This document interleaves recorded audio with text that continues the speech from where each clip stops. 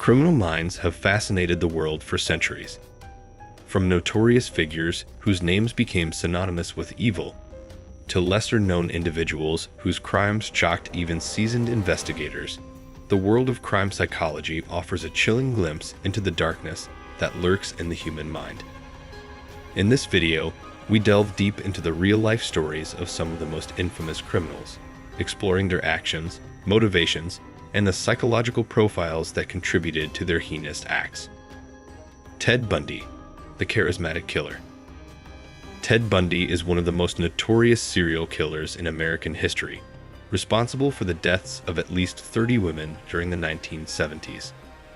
Bundy's charm, intelligence, and outward normalcy made him a seemingly unlikely suspect, which is what made him so dangerous.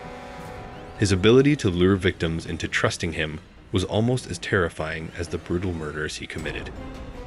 Bundy's childhood was marked by some early signs of discontent, but it wasn't until his teenage years that his violent tendencies began to manifest.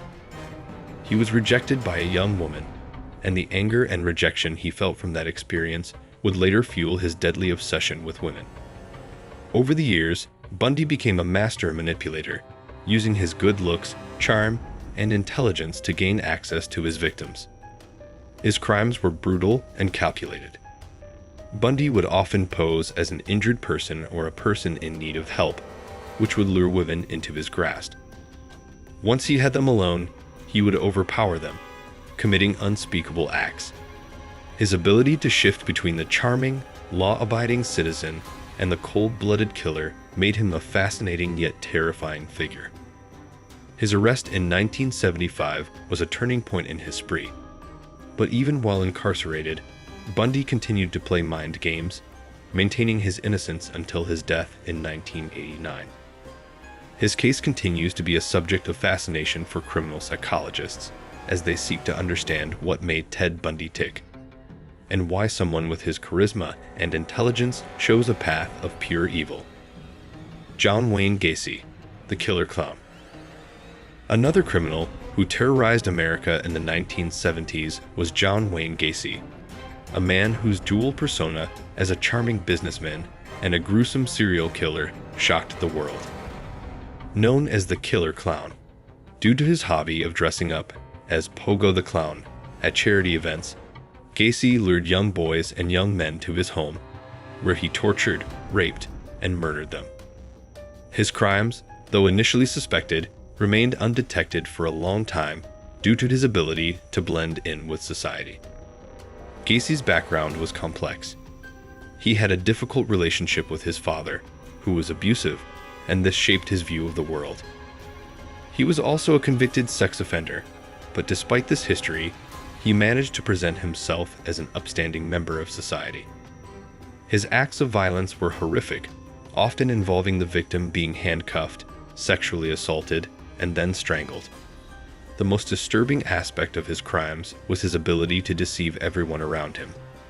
Even after the bodies of 29 victims were discovered buried beneath his house. Gacy's case is particularly chilling because of the contrasting duality of his personality.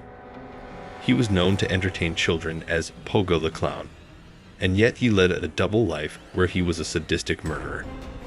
His charm and ability to gain the trust of his victims made his eventual arrest even more shocking. After his arrest in 1978, Gacy was convicted of 33 murders, making him one of the most notorious serial killers in American history. His execution by lethal injection in 1994 was the end of a long, haunting chapter in the history of criminal psychology. Jeffrey Dahmer, the Milwaukee Cannibal. Jeffrey Dahmer, infamously known as the Milwaukee Cannibal, is another name that evokes horror. Dahmer's crimes were some of the most gruesome in history, involving the murder and dismemberment of at least 17 men and boys between 1978 and 1991. What set Dahmer apart from many other serial killers was not just the brutality of his actions, but also his deeply disturbing obsession with necrophilia and cannibalism. Dahmer's childhood was troubled, and he struggled with feelings of isolation and rejection. In his early teenage years, he began to develop an unhealthy interest in death and the dissection of animals, which was an early warning sign of his violent tendencies.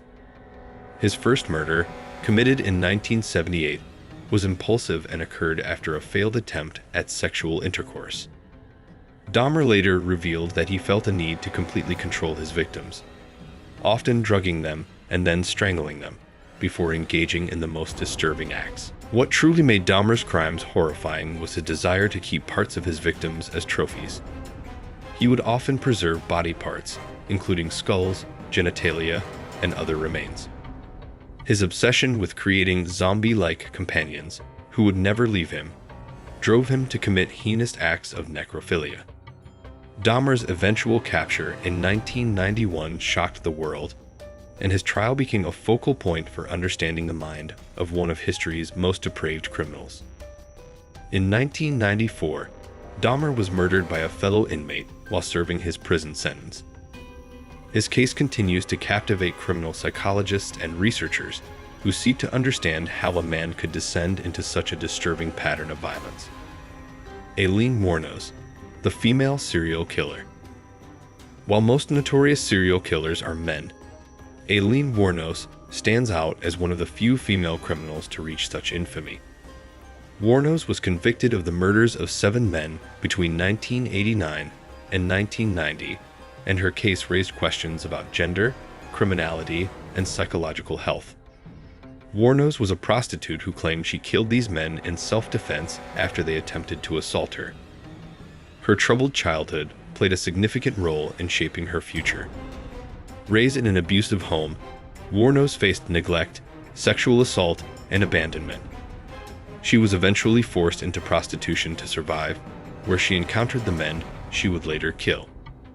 Wuornos' violent history began before the murders, as she had been arrested several times for robbery and assault, but it was her later murders that cemented her reputation. Wuornos' defense in her trial was based on the claim of self-defense, as she argued that her victims had tried to rape her. However, the prosecution contended that she killed them in cold blood, without provocation. Wuornos was convicted and sentenced to death in 1992. Her case is often cited in discussions about the complexities of female serial killers and the circumstances that might lead a woman to engage in such extreme acts of violence. Wuornos was executed by lethal injection in 2002, but her story continues to serve as a powerful case study in the intersection of trauma, mental illness, and violent behavior. Richard Ramirez, the Night Stalker. Richard Ramirez, better known as the Night Stalker, terrorized Southern California during the 1980s, committing a series of brutal murders, sexual assaults, and burglaries. His reign of terror lasted from 1984 to 1985, and he was eventually convicted of 13 murders, 5 attempted murders, and 11 sexual assaults. What made Ramirez's crimes so chilling was the randomness and unpredictability of his attacks, which seemed to target anyone and everyone without a clear motive. Ramirez's early life was filled with violence and instability. He was raised in an abusive household, and his exposure to violent imagery, including photographs of his cousin's violent crimes, likely contributed to his disturbed mindset. As an adult, Ramirez turned to a life of crime, with his first murder occurring in 1984. The Night Stalker's attacks were often nightmarish in nature. He would break into homes while his victims were sleeping, attacking them with a wide array of weapons, including guns, knives, and blunt objects. His victimology seemed random at first, but investigators later learned that Ramirez had a disturbing fascination with Satanism, and some of his attacks were linked to his desire to invoke the devil. Ramirez was arrested in 1985 after being identified by a group of citizens who recognized him from a police sketch. His trial and subsequent conviction were highly publicized, and he was sentenced to death. However, Ramirez spent more than 2 decades on death row before his death from complications related to cancer in 2013. These cases represent just a small fraction of the most notorious criminals whose actions have sent shockwaves through society. From Bundy's charm to Dahmer's grotesque obsessions, the psychology of serial killers is complex and often rooted in deep-seated trauma. rejection, and a craving for power and control. Understanding these criminal minds doesn't just shed light on their horrific actions, but it also helps us better understand the dark corners of human psychology and why these individuals became capable of such evil. If you found this dive into the minds of some of history's most infamous criminals insightful, don't forget to like and subscribe for more content like this.